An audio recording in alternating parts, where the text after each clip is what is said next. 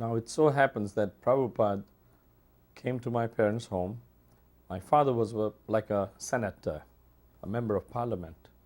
It's a very senior position in the government. And I was surprised when my mother phoned me at the office and she said, don't forget to come a little early for lunch. I said, why should I come early? She said, we are going to have guests, very important guests. So we said, fine.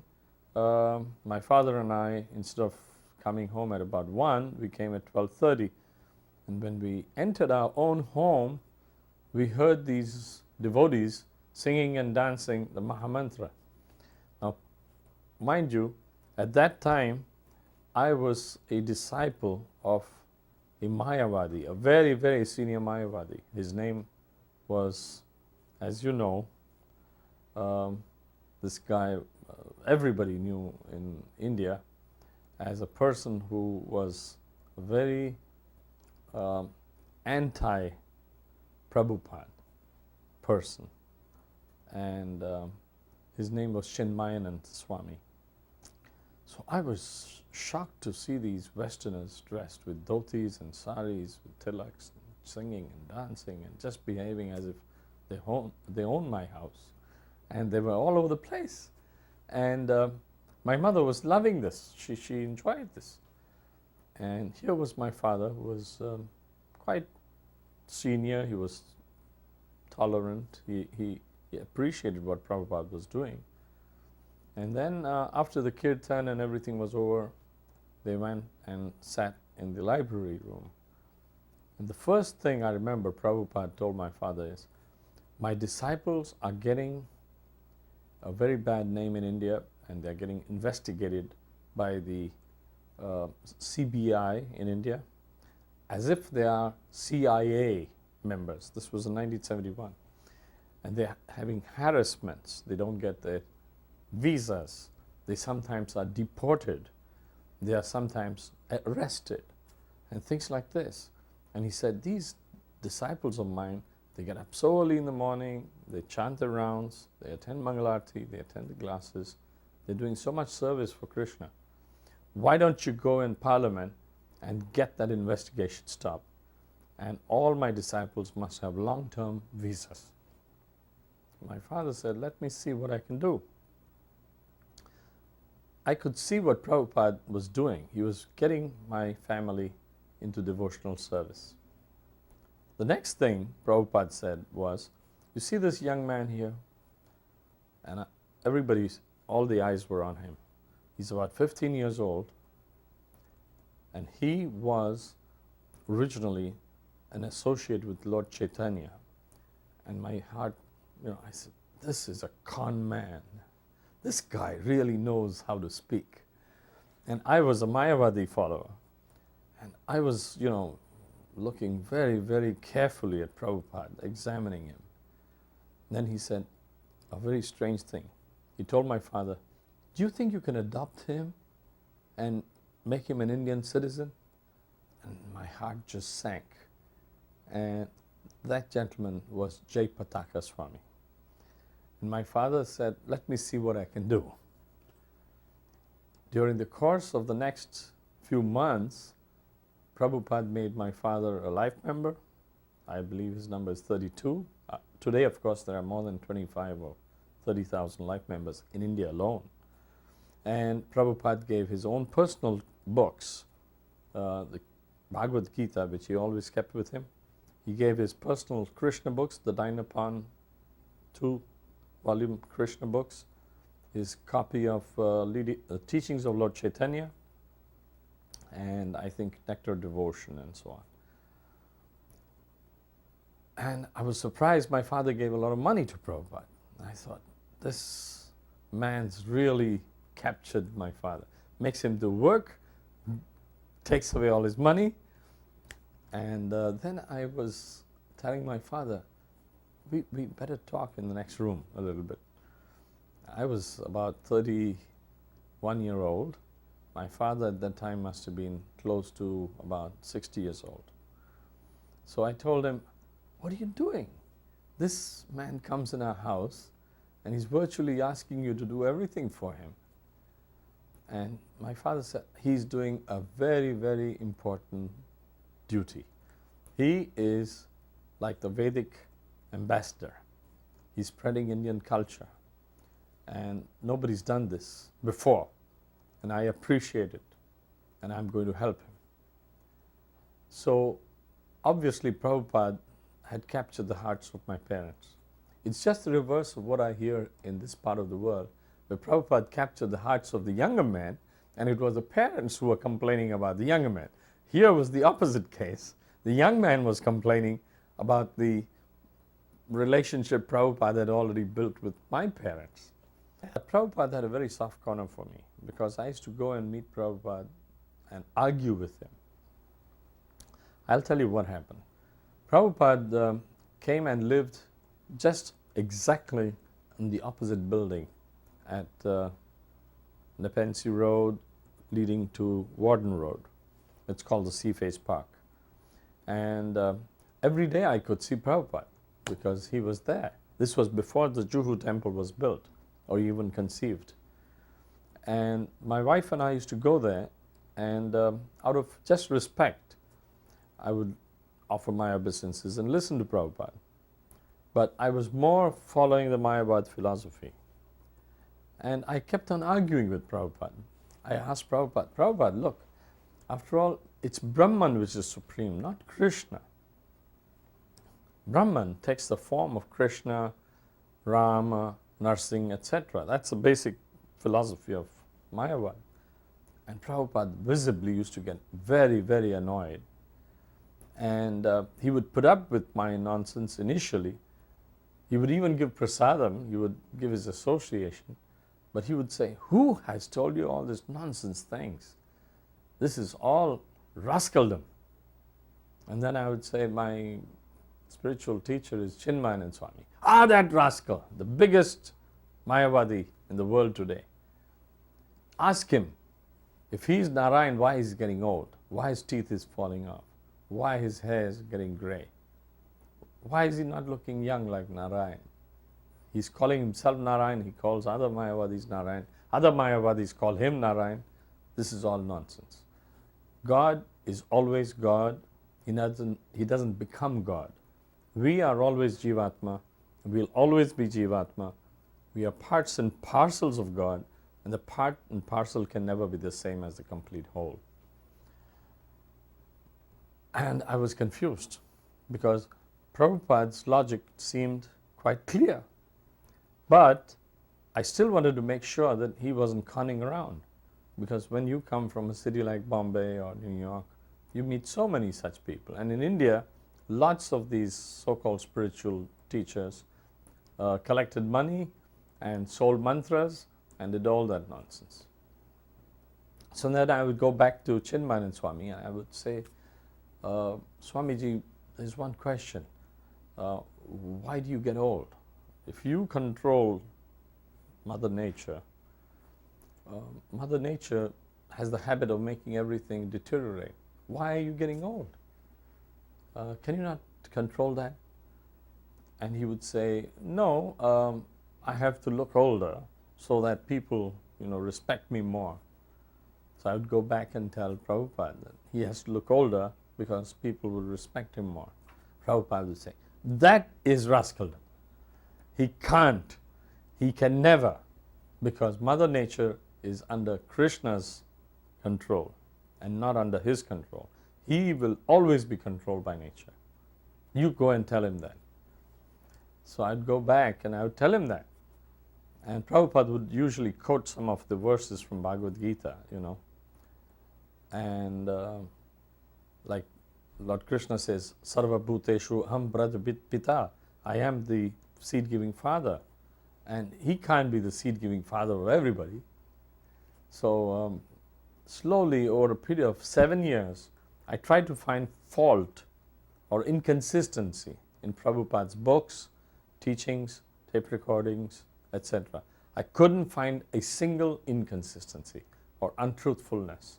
There was no duplicity, which is very, very common in people who are doing some sort of variations of religion.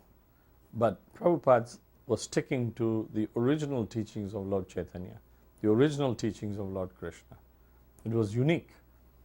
And eventually it was the point on which Prabhupada asked me, go and ask Chinmayan Swami to come and argue with me and we can have a debate. So on what point shall we arrange this debate? I asked Prabhupada.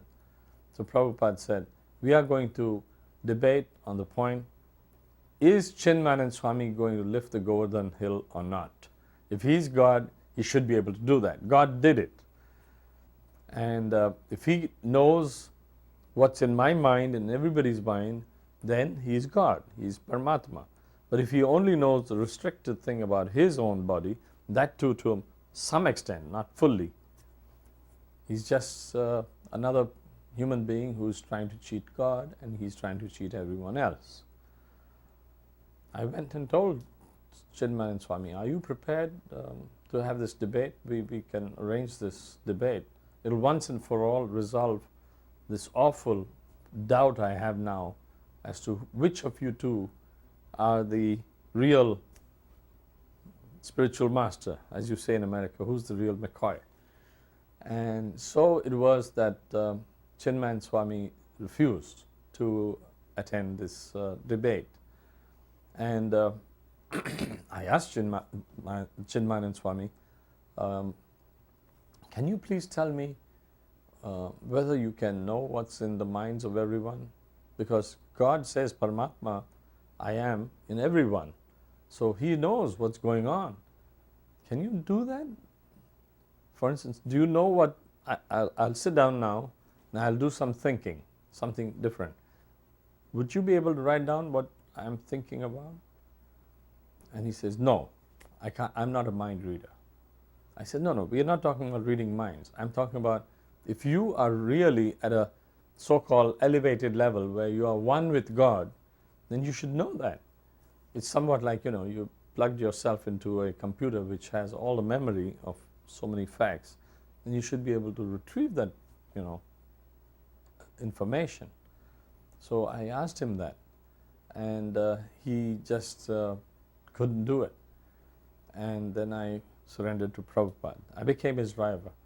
So in Bombay, it was a very sad day, one day, and that was on the 28th of September, 1977.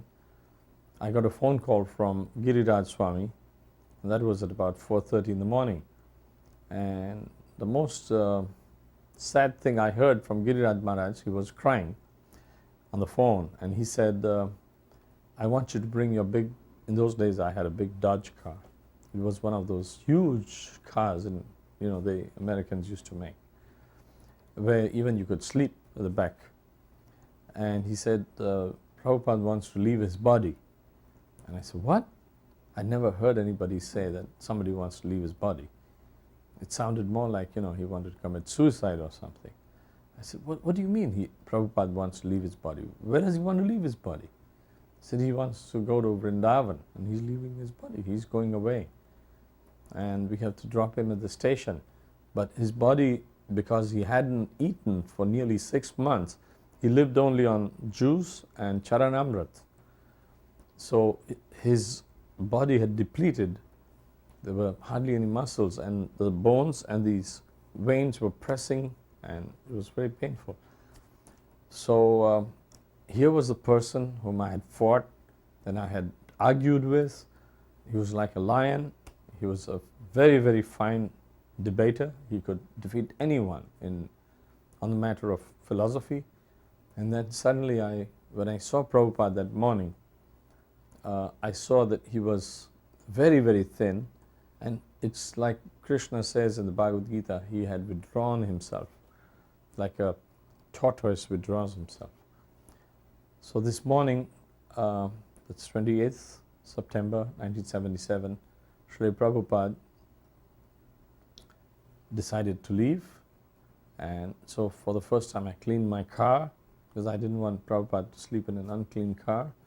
My wife arranged a nice silk bedding, and we had flowers and incenses. I drove to the temple, and there several things happened.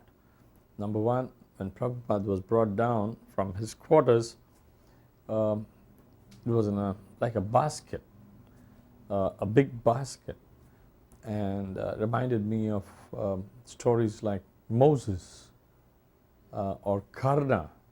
They were brought in baskets and left in the river or something. And I could see, like, there were devotees crying, and they were all devastated, is the only word I can say. Spiritually, they were very much feeling intensely separation which was going to take place from Prabhupada. And I was supposed to drive, and I felt like a cruel, a real cruel guy, taking away Prabhupada away from the devotees. But that was my duty, I had to do that. So I was in the front driving. Next to me was Brahmananda Swami, he's quite big, and next to him was Tamal Krishna Swami, who was Prabhupada's last secretary, and finally it was Giriraj Maharaj. Four of us, it was such a huge big car, 4 people could sit in the front. There were no bucket seats in those days. And there was, steering and the stick shift up in the steering wheel. And Prabhupada was resting at the back fully, and Upendra was his last servant. He was sitting down on the floor level of the car, and Prabhupada's luggage was behind. And Tamal Krishna Maharaj, like a school teacher, told me, drive very slowly. Don't drive fast, because in the Bombay roads there are potholes and Prabhupada will be very uncomfortable. So I said, fine. So I just asked them, we are going to Bombay Central Station, and which train are we going to catch? Prabhupada's taking the Mathura Express. He was supposed to go to Vrindavan. So now, mind you, this was from 4:30 and till 8 o'clock I had not had any water or anything, and then 9 o'clock, and then this was quite hot. Prabhupada was in the car. We were driving very slowly. Upendra from the back told me, Prabhupada wants you to drive faster. So I said, okay, if Prabhupada wants me to drive faster, I'll drive fast. I had been a rally driver when I was young, and I could drive real fast. So I just picked up the speed. And in those days, these were huge, big cars with big guzzlers, gas guzzlers. They could just move. The moment I pressed the accelerator, Tamal Krishna Maharaj got very upset. He said, I told you to go slow. What are you doing? So I said, well, I was just told by Upendra at the back that Prabhupada wants me to drive faster. So, no, go slow. So I slowed down again. True enough, within a minute, Upendra was again telling me, Prabhupada had said, go faster. Now, why aren't you going faster? Now, I was getting, so I said, the real person I have to serve is Prabhupada, let me drive faster. And I said to Tamal Krishna Maharaj, you sort this out with Upendra and allow me to drive. So we reached, what we thought was, we reached too early to the Bombay Central Station. So myself and Ram Tulsi, another devotee there, we went to the station master to get the wheelchair for Prabhupada, to transport him from my car to the railway in his special cabin. So I just, by my usual style, I asked the station master, this Mathura Express is going at 11 o'clock? He said, didn't you read today's newspaper? It's 10:30. The timing has just got changed today. And I looked at my watch and I said, there are 5 minutes left. The train's going to go in 5 minutes. Ram Tulsi and I ran with the wheelchair. And I told that station master, I'll pay you anything, but stop that train. Don't start it till I tell you. And he said, what? I've never had such a request. I said, there's a big team coming, and there's a very holy person He's going to leave his body in Vrindavan, and he has to be on that train. He said, leave his body? What do you mean? I said, just run with me. And so we were running. I was quite young then. I'm now 57, but at that time I was 37, 20 years ago, yes.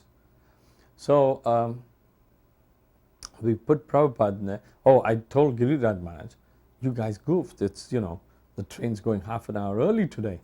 He says, no, it's there in the timetable. I said, whatever is in the paper, that doesn't matter. The station master is going to blow his whistle and the train's going to go. So we better take Prabhupada with us. So we ran. Some of the devotees got the thing ready for Prabhupada in his special cabin, which was non-air conditioned. Should have been air conditioned cabin, but for some reason they booked non-air conditioned. And then we took Prabhupada, and just a few minutes before the train was about to leave, he was comfortably sleeping in his compartment. Now, mind you, this was already nearly 10:30 and I was so thirsty. So I'd just gone to pick up a soda bottle from the stand at the railway. And Prabhupada's servant Upendra says, Prabhupada's calling you inside. So I just left that soda bottle and I went in the cabin, wondering, why is Prabhupada calling me? And Prabhupada said, come closer. So I went very close to him and he said, I want to thank you for driving me. And it was very touching because he was in so much pain. He was just about to give up his body. I had done nothing much except this. So right there in the train in front of everyone, I just offered my obeisances, caught Prabhupada's lotus feet. Tamal Krishna Maharaj and others, don't touch his feet. You know, I said, no, this is it. This is the last moment I'll ever get. And I said, Prabhupada, I surrender to you. You are my spiritual master. And he put his hand in my hair and blessed me. He actually he got up with little pressure on his elbow and he was smiling sweetly. The train started. And some of the devotees said, look, the train started and you better jump off, otherwise the next station is, you know, quite far away. Reluctantly, I jumped off the train, the moving train, and I kept watching the train till the last bogie had left. And I wasn't thirsty anymore and I couldn't care for the bottle. Then when I got into the car with tears in my eyes, lo and behold, there was Prabhupada's garland on the steering wheel. He'd not forgotten. So that's it. That was the last I met Prabhupada, and from 71 to 77. And whatever I did, my memories of Prabhupada is just basically I was fighting him. It was more arguing, fighting, and surrender at the end.